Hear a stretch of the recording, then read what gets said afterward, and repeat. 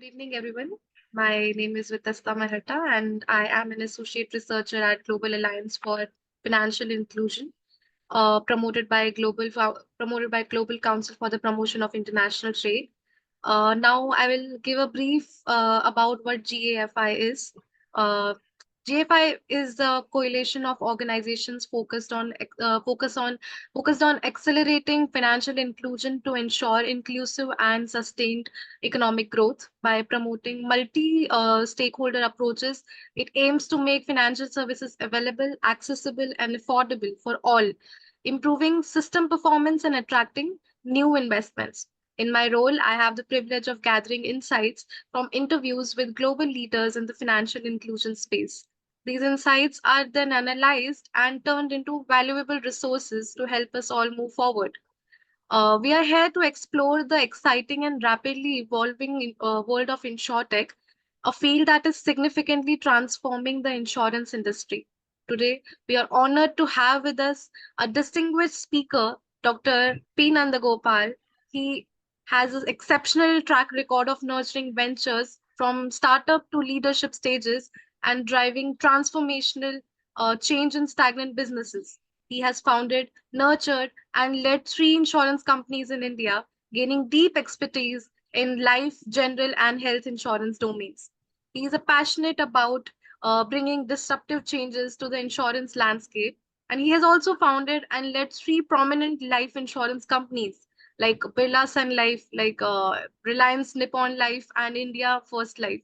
He served as a CEO for 10 years prior to founding Insurance in Box, and is also the founder and CEO of Upshot. So now I request to please join me in welcoming Sir as he shares his invaluable insights and experiences with us today. Thank you. Great. I think today is an interesting topic. I mean, it's a blend of insurance and technology. The first one is rather a boring subject. I don't think, I mean, especially for the under lot, I mean, the insurance is an interesting subject, but technology is definitely is. But how does, I mean, the blend of insurance and technology actually work? And what are the kind of challenges which we see as this particular space is evolving? And how do we actually leverage technology to make insurance better is actually the topic of the day. And I thank you, everyone. I mean, thanks the organizers and thank the participants for giving this chance to me to present our case. Let me just start with the preamble first. Having spent several years in the financial services, not just in the insurance industry, but as well, I mean, in the banking and mutual funds and investment banking, I always, had this fundamental problem in understanding what's the major difference between insurance and other financial services. Other financial services are much more active, engaging. For example, I mean, you always watch what's happening to the stock market. You will see what's happening to your net asset values of mutual funds and banking transactions almost every day you do through UPI and all that. But does that happen to your insurance? Do you engage with your insurance in the same way every day? No, it doesn't happen. Why it doesn't happen is there is a fundamental difference in the product offering actually. The product of insurance is not an instant gratification product. That means you will get nothing. I mean, after you make the payment, I mean, unlike any other financial services products, I mean, you buy a loan, you'll get the money into your bank account. You buy stocks, I mean, you get stocks into your demat account. But when you buy a policy, you get nothing, I mean, except a document. So that means nothing to you unless the moment of truth arrives. And that moment of truth is unfortunate event of a claim. And in such kind of a situations, of course, obviously, the full importance of the insurance will actually, you'll realize. But until then, I mean, insurance is not necessarily a very high-tech business. So in that kind of a situation, when you really do not see much of an engagement with an insurance between the insurance and the policy holders, what happens is that it is possible that except at the time of policy sale or maybe an renewal, you hardly think of insurance. When you hardly think of insurance, it is possible again that, people will drop off. That's where policies won't get renewed and all. That's why the insurance industry has created a huge mammoth network of agents and people who go to the customer houses, talk to them, and then try to renew the policies. They'll do need analysis, they do some sort of a financial plan. So they will add that kind of a human touch to the person to compensate for the lack of engagement on the part of the insurance companies. And this important thing which you need to understand, if digital technology is trying to remove that particular human touch and say that you no longer require agents, you no longer require any kind of personal touch, and everything else is available online, you can go and check what is the premium policies and their benefits and all that. Suddenly it becomes very, very impersonal. And with the lack of engagement and lack of personal touch, the insurance product as it is, I believe that there is a danger of, it's becoming even less impersonalized and all that unless the insurance technology finds an answer. And that answer, what is that answer? The insurance technology has to find the answer for the insurance industry is the focus of my particular discussion today.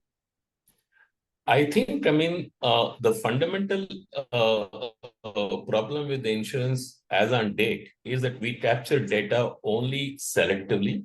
You capture data of what the customer is giving it to during the sales process through the application form. Maybe you will also ask for some kind of an additional information about his income and about his KYC details and all that. So you will have some idea, but you don't really capture all the data into a single data lake, and it really doesn't happen that the front end systems and the back end systems do not talk to each other. Imagine that just now I have mentioned that insurance companies have created the personal touch through their sales force, and the sales force systems are only maybe some sort of a mobile interface or maybe some laptop, and they are capturing the customer interface data. Maybe the customer is angry today, he's canceled the appointment.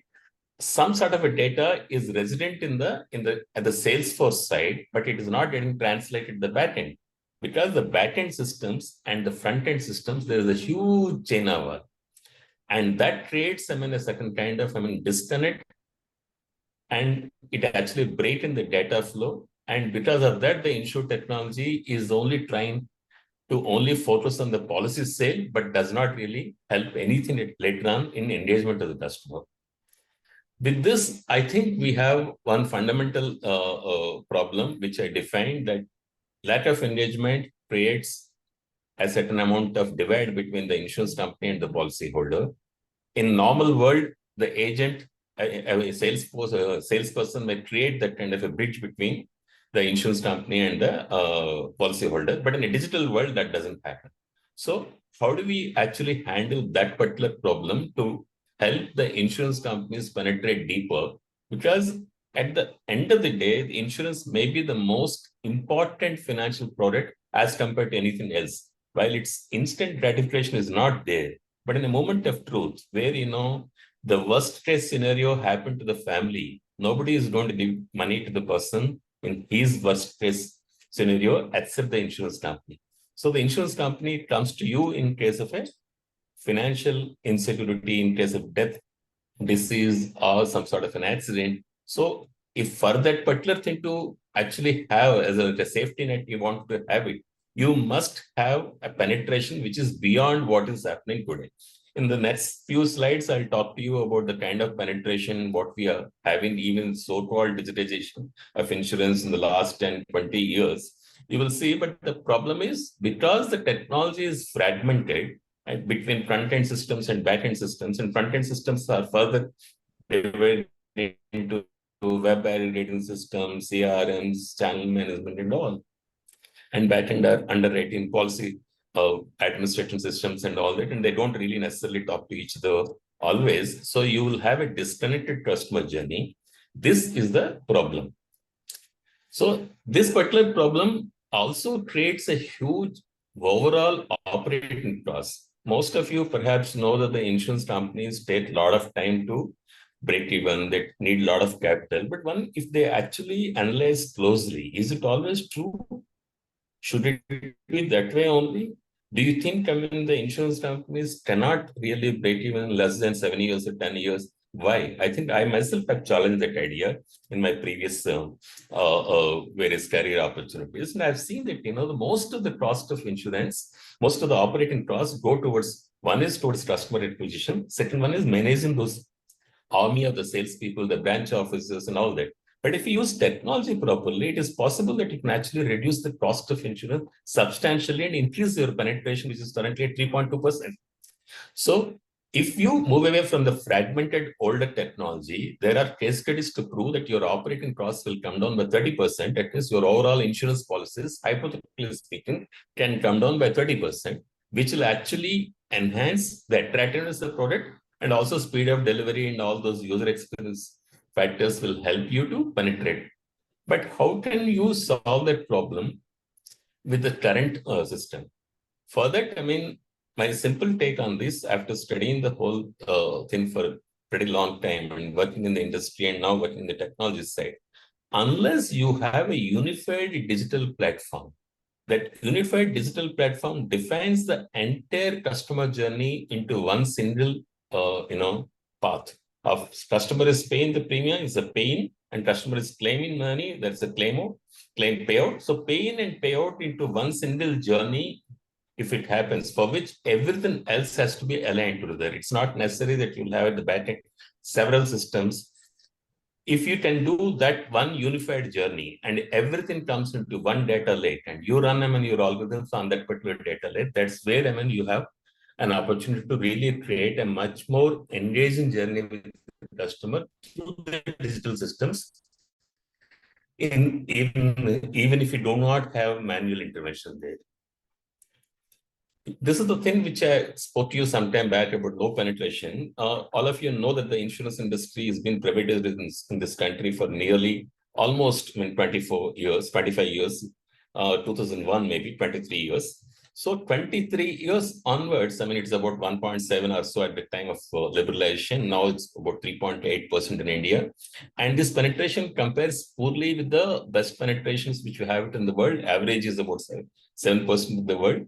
And the countries like Japan and in US, the penetration is much more higher. That shows that the development index is directly correlated to the penetration of insurance. As India is now claiming, or maybe on the path of becoming one of the largest economies in the world, maybe third, fourth, or fifth economies in the world, we must become a very highly insured industry so that the social security, the financial security gets penetrated to everybody else. So the downside risk of, something happening, unfortunate event happen, covers. But for that, what kind of role technology has to play? Will the legacy systems be able to solve the puzzle, or the new age systems will be able to do that? Is an answer which you need to find out.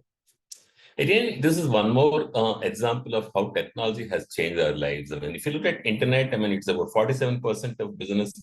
Everybody else, including the rural, thanks to geo and low-cost internet operators, then we have about nearly 50% of the people are now having internet penetration. Mobile penetration is even more higher than internet penetration. And if you're looking at the thing that most of the people are accessing internet through the mobile browsers, not necessarily through Wi-Fi. That means the penetration is almost 81%. As compared to that, our penetration in the insurance is so poor. And if you think that, travel services, food delivery, transport, everything has piggybacked on the mobile revolution and their penetration has increased, why can't insurance actually do that? And then we will have a totally different situation. Maybe perhaps, our penetration will be the best in the country. But for that, we'll have to see the systems which are currently lagging behind. In spite of the insurance industry being one of the oldest in the financial services, our technology systems haven't really progressed well. That is the thing which you need to address. This slide again talks about, while the negative side is our penetration is lower, but on the positive side, people are already started thinking very deeply about the digital technologies helping you in the insurance side. Most of the people today, they do not buy policies just by listening to the agent. They'll buy after they do online search. 71% actually do online search. They also buy, they're ready to download various kinds of apps. They're ready to attach, give information. And they're also ready to share the lifestyle data. One of the biggest problems which people have, it is on the digital side and internet. I don't want to share. And unless the data is available digitally, the insurance companies will not be able to underwrite people properly. But people are ready to share if they know that by sharing the data, they are in a position to actually get a better deal at a much lower premium or a better coverage. So this is all the global research which actually says, yes, people are ready. If people are ready, is the insurance company in the insurance industry is ready? Is the question which we need to answer right now. So what are the three benefits in case suppose we move from the legacy systems and we move from the old manual way of working, fragmented way of working to a completely modern new age in a unified insurance system? What are the kind of benefits which people would like to ask that we will get it? Of course, everywhere, I mean, where you have seen that the digitization has taken deep roots, you have seen that the expenses have come down. In case of airlines, you have seen that the low-cost airlines have really started offering much, much cheaper fares. And so is the case with, maybe food delivery, everything else, I mean, which is got completely digitized. The most important example may be the UPA. Previously, if you had to do money transfer, you have to take a demand draft, and there's a 1% or something like charge on the value of money transfer, which you do through the demand draft. Now that happens through the UPA, and there is absolutely zero expenses on that. Like that, I mean, the expenses will come down, and that cost, when it comes down, the insurance companies will be forced to pass on the cost back to the customers. Our study reveals that we have done an experiment and we actually showcase this particular data to the regulatory agencies. Since either 30% of the premiums can actually come down. And this is a smaller experiment, and maybe it can even further be improved, and maybe 50% of that expenses can also be saved. And not only that, I mean, the sales will increase, the penetration will increase by 2x. Today, the penetration is about 3.2%, and actually go up to 6 or 7 to catch up with the global average. And more important than the number of sales and expenses, the customer delight. Today, most of the people have got bad experiences in India. At least in case of claims, maybe some of the claims are rejected, some of the claims there were a lot of follow-up, some claims get delayed indefinitely and you don't know really what's happening. And because of that, I mean, there's a lot of disenchantment of the customers with the insurance industry. But that delight factor can improve if you use the modern technology. So these are the three benefits which will derive it if you move into complete digital space. So how should that particular technology should look like to get you those three benefits to improve the penetration? What kind of insurance technology we should have it? So here I would like to say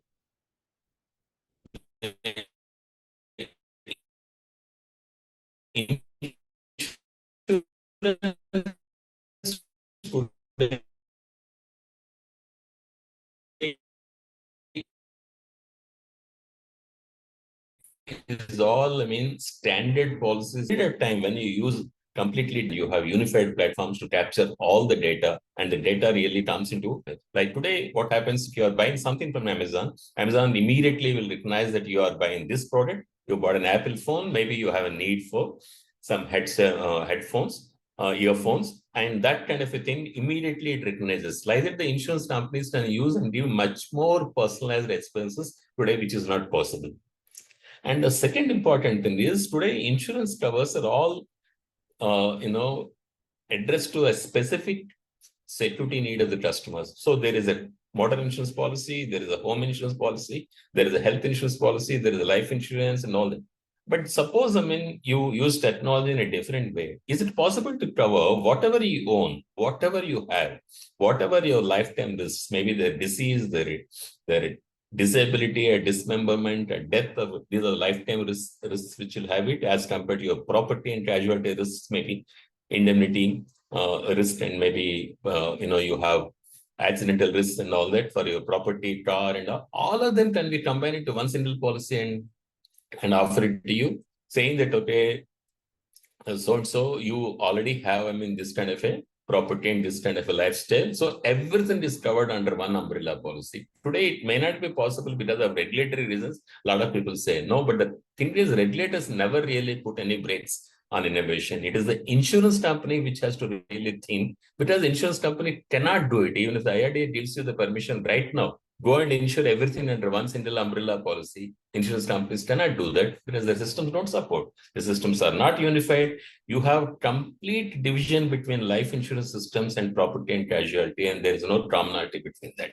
But is that really true in case of nature of business? No, nature of business is not necessarily the same. What all the questions which you asked in case of life insurance are more or less similar to the kind of questions which you asked in case of health insurance. So why don't you combine that and say that, okay, life come health plan?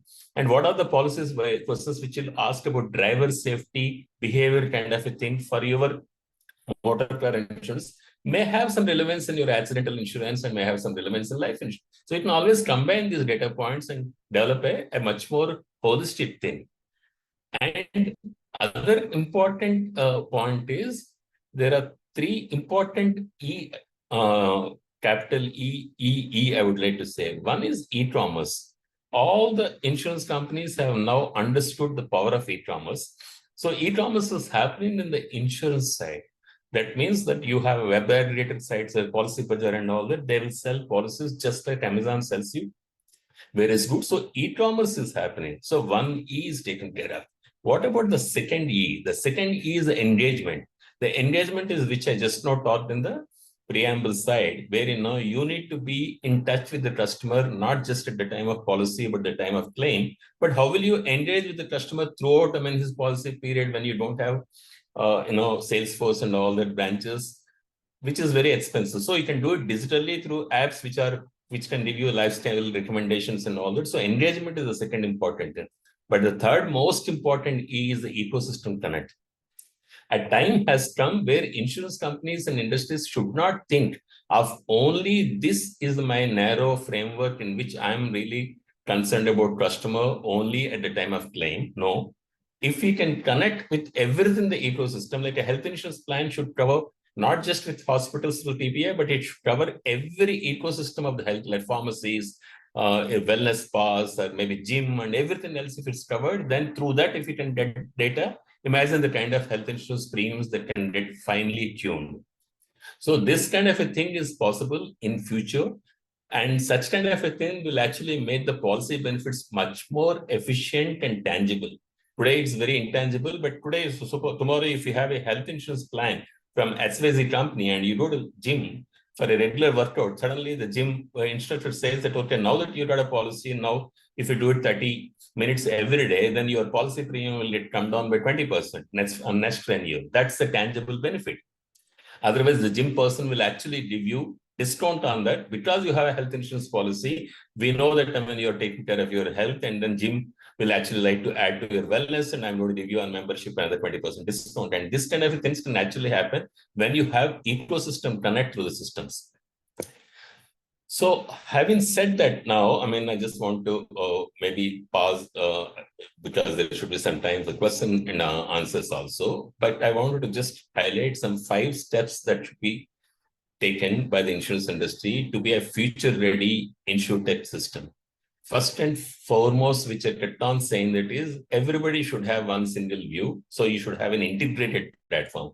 Imagine that you are actually Amazon or Google or Facebook. The behind the technology, is it one single unified, completely organically integrated microservices, event-driven technology, or is it something disparate systems which are put together through APIs? No, it is not a system which actually put together through APIs between one function and another function. It is one organical system, of course, modular and based on microservices, event-driven. So insurance companies have to have that as the first important thing. Second thing is everything is real time.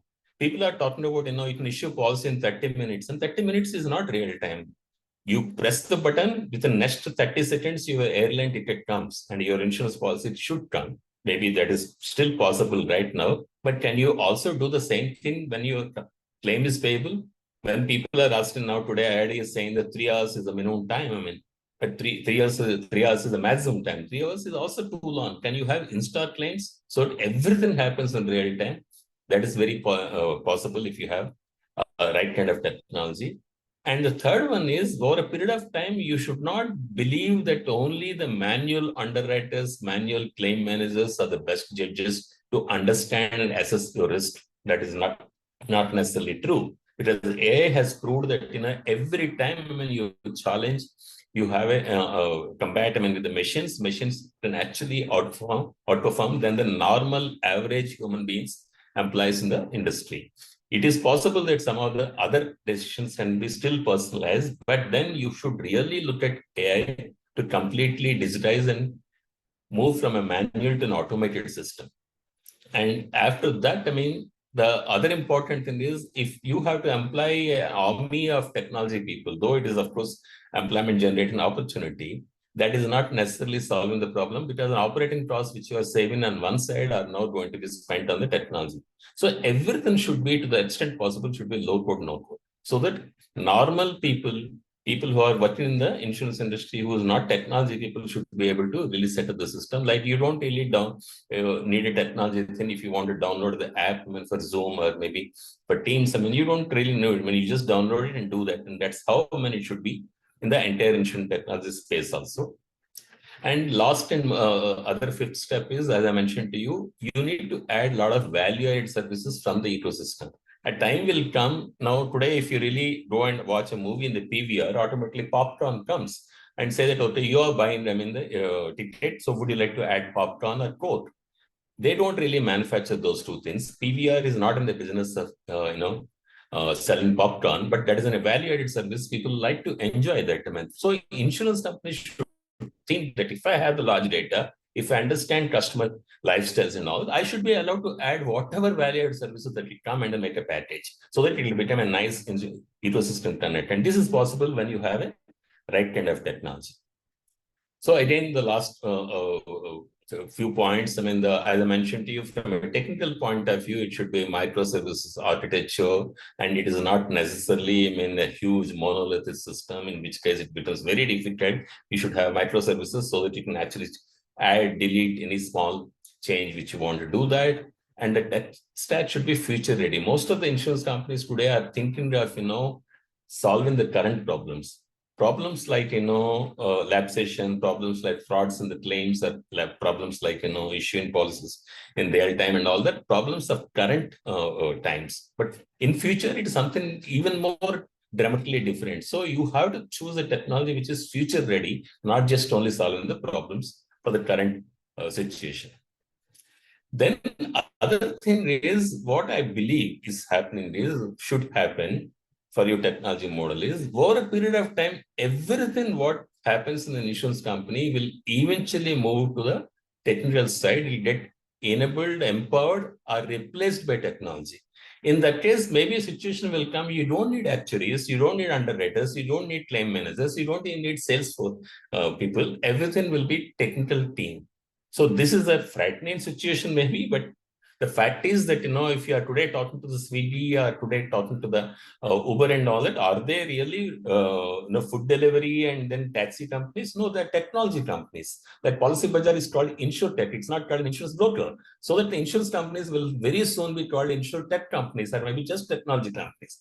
Everybody else has to learn. If the CEO doesn't learn that and he doesn't understand, doesn't deploy, then of course it will become a challenge. And the other important point is, of course, that it's already happening, that everybody is moving to the cloud now, and that is not necessarily a challenge any longer. Regulations permit you to have the systems on your cloud, but also I believe that code should be open source. If as much code that is possible, if it is open source, and then everything else is user friendly, then the technology itself will also become cheaper. So these are the kind of salient features which a person should look at the right technology model. Is it microservices based? Is it available open source so that you don't have to pay for the license?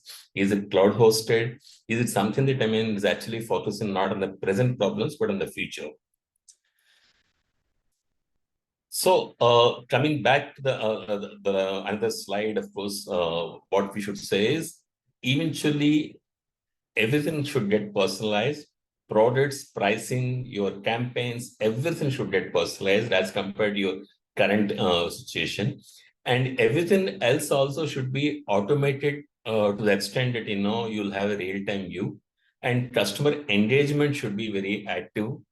And all these kind of things can also move not just only at the time of policy sale, because that is something that everybody's interested, but what happens in case of claim? Claim is the time when a customer really experiences how efficient the systems are. So if you have AI-powered real-time claims control and insta payouts, that's the time we can say that yes, insurance company has arrived into the digital age.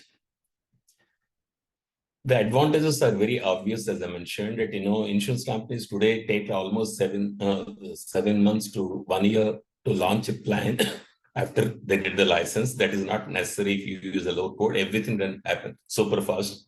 Amazon introduces products maybe in minutes, like that. Insurance companies can also do that. Everything will become flexible. It is not that say that my policy conditions are like this, and then you have to really pay the premium. Need not be that way. You can actually pick and choose benefits, and then your premium can change. Costs will come down dramatically. And as I mentioned to you, from e-commerce to the ecosystem, the journey will happen. Today, we are at the e-commerce stage, and in between e-commerce and ecosystem, there's an engagement. But after that, the complete ecosystem thing will happen. This, if it actually happens, this is the advantage of the newest technology. This is the last slide. I don't want to really take too much of a time. If you look at, things, what has exactly happened over a period of time, in the insurance technology side, it's a very older industry. Some of you may know that, it's the oldest industry next to banking in the financial services. The last so many years, the insurance companies focused only in core systems, core policy administration. That means you need to have some sort of a record keeping of who's buying policies and who's actually paying premium. That is the story even now today for most of the companies. Then somewhere in the last 10 years, slowly people started looking at the front end systems. Like you have CRMs and you have call center dialers, you have systems which are really capturing the customer conversations in the front end. That is the second thing that has happened. Then, of course, the mobile phones have entered. When the mobile phones entered, the whole app world has become completely attractive. So a lot of insurance companies have started having their own apps, maybe their aggregator apps like Policy Bazaar and all that. So mobile apps have created as something very different situation. Now, after that, the work from home is another important event. And that other work from home suddenly has given a serious boost to the insurance technology, because people started realizing that you don't have to be in the office to issue a policy. You don't have to be in the office to settle a claim. So you can actually access your systems from the home. For that, your systems have to be cloud hosted. Your systems, there should be security firewalls and all that kind of thing. So this is an important thing that has happened. And added to that, of course, the real major problem is a major opportunity or challenge or problem, whichever the thing which you talk about, is the introduction of entry of artificial intelligence.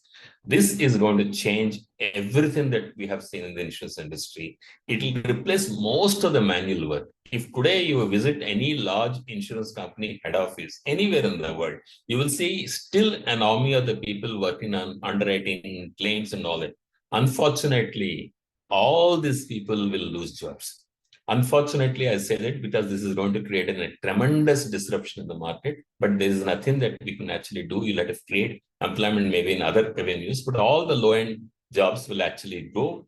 Most of the time, these things will be done by AI, ML-driven algorithms, and that is the way we all have to prepare ourselves. The next important thing that likely to happen in the up to 2025 to 30, is that insurance no longer will be sold as a standalone thing. It will be embedded into every product offering. You make a delivery, you make a food order through Swiggy, health insurance gets embedded into that. You make a trip through Uber, your personal accident insurance will be embedded into that. You buy a credit card, your credit life insurance will be embedded into that. So everything gets embedded, and all those embedded insurances will get interconnected. And that is how, perhaps you will see a situation where the insurance is no longer something that, you need to have as standard policies and all that. Like today, nobody is buying cameras. Cameras are all embedded into your mobile phone. Nobody is buying digital watches. They're all there. Calculators are all there embedded into mobile phones. So like that, insurance also will get embedded into the lifestyle products what you have. Maybe If you have a DTH connection, TV connection, utility bill payments, all these things are the process in which insurance can get embedded, provided your systems can support. With that, I mean, you will see a completely different world of insurance, completely unrecognizable world of insurance, maybe in 10 years. This is the kind of, I mean, situation we are likely to face. Whether it is good, bad, I mean, it is definitely good for the customer, because customers' fundamental issues of lack of delight and high cost of insurance, low penetration will be done. But yes, for the overall economy, the employment may actually see a much bigger dip now. Then maybe we'll have to think of situations how to really overcome those challenges of unemployment for the people at a lower level of skill set.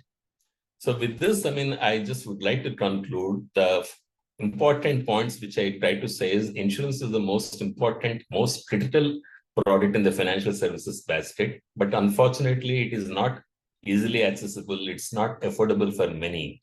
And to make it also much more engaging and affordable, there is a big opportunity for the insurance companies to move towards a world-class technology. And world-class technology need not come from the world-class big organizations like, Infosys, Oracle, TCS. They can come from the startups also.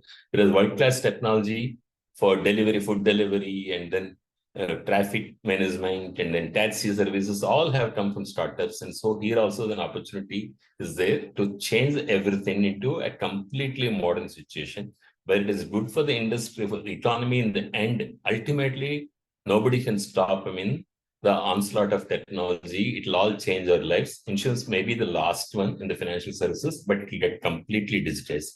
So these are my thoughts. All these thoughts are based on my long career in the insurance industry, in my experiments in the technology side. So I'll be happy to take any questions, whatever you have.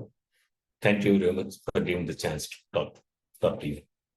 Yes, sir. So my first question to you is like, how will InsurTech adapt to new and evolving risks like cyber threats, like climate change or political instability? Like, what do you think on this? Oh, you're given, I mean, all the three. I'll talk about, I mean, cyber threats, because politics and climate are not, climate is, of course, insurable risk anyway. So I'll talk about this too. Political instability is not my cup of tea. Cyber risk is not something that is very unique only to insurance. It is predominant in everything what you do. While we are talking, there is no guarantee that somebody is not hacking your system and maybe capturing some data of what we are doing, and maybe your picture, my picture may be there in the dark night and nobody knows.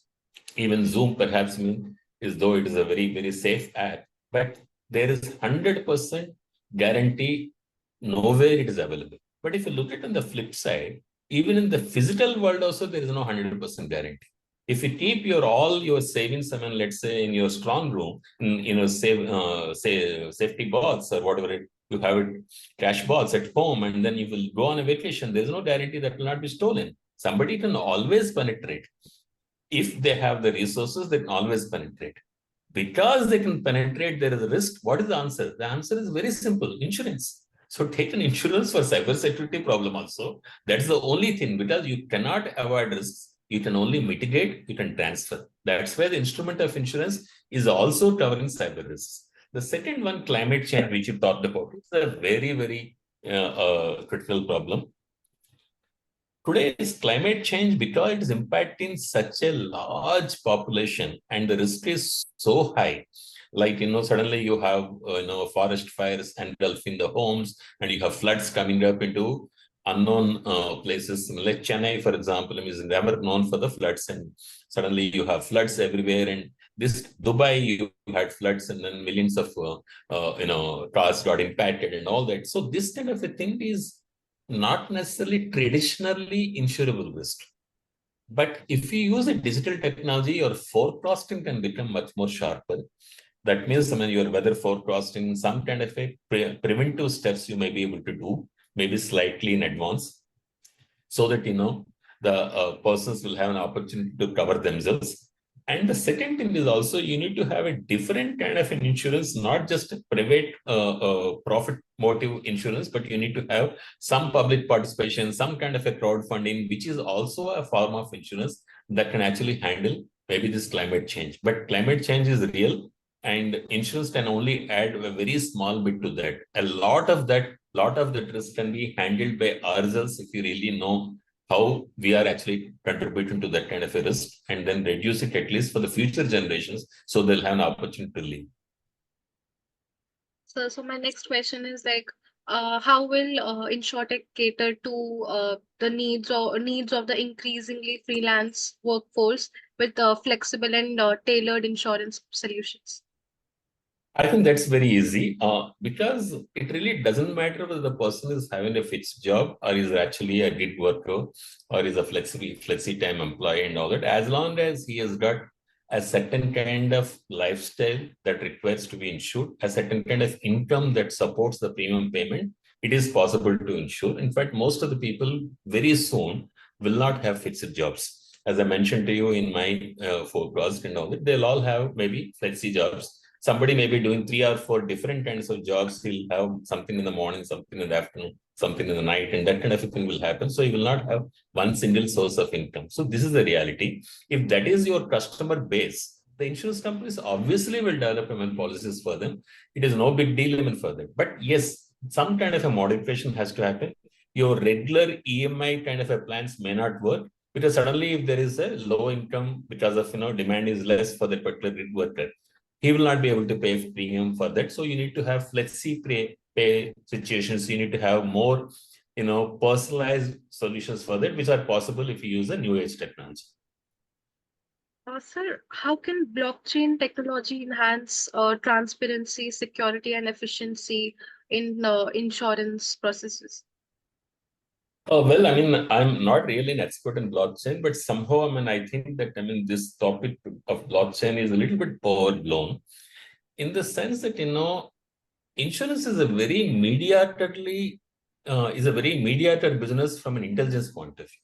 It is not a very serious, difficult business where you have to use blockchain and other kind of things. What all you need to do is a simple record keeping.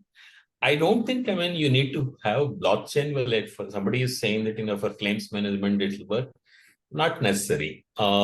Because so far, blockchain hasn't really established its use case, even in much more critical functions. Insurance is a very simple thing. So I do not see much of a relevance or application of blockchain in the insurance industry in the near future. But I may be wrong. I'm not an expert on that field. So, and how will InsurTech integrate seamlessly with other industries like retail and travel, like to offer customized insurance solutions? Yeah, that's my theme of topic today. As you have seen that, I always talk about ecosystem. So the problem is, it's like, when you're alone in a society, you are not talking to your neighbors and you take care of yourself very well, but you don't talk to your neighbors. You may not get the benefit of the social ecosystem around you as a person I'm talking about. Similarly, as an industry, if the insurance is only in a silo that my customers, my premium, my claims, I will only do this part of it, but I will not know I will not even bother what is happening to the rest of the financial services. I will not even bother what's happening to the rest of the retail services or other drivers of their business. For example, why people buy life insurance? Most of the people buy life insurance for retirement savings, or maybe they'll buy life insurance to provide for the children's education. So do you think the insurance companies have got an automatic connect with the educational system in this country to understand that cost of education is going up like this? And if you have a policy of, let's say, ICICI Prudential, then automatically you'll get 10% discount from Bombay Scottish School. Something like, do you have, that is an ecosystem connect. And that kind of ecosystem connect should happen, must happen, and will happen. And the only block for that, why it is not happening, is not because people are not innovative. I can give credit that insurance business leaders are as much driven by the need for innovation as anybody else in the retail sector. But the systems, the legacy systems, is the biggest problem. So time has come that you have to understand what is that really holding you back. It is not the regulations. It is not the demand for the customers. It is not your lack of innovative spirit. It is only the insurance technology systems. The moment you remove that and make them more digital and you freely share data. For example, we are working on a model in one country where, we are tied up with a utility services provider from where we can pick up the data of the consumption of the electricity, water, and all that, and we'll be able to generate much more reasonable data with, of course, with all the privacy safeguards in place. And that is the kind of a thing where we can actually do it. You will see that merger, that fusion, everything that will happen. Yes, sir. So my last question is, will we see more collaboration between InsurTech startups and traditional insurers, or will competition intensify?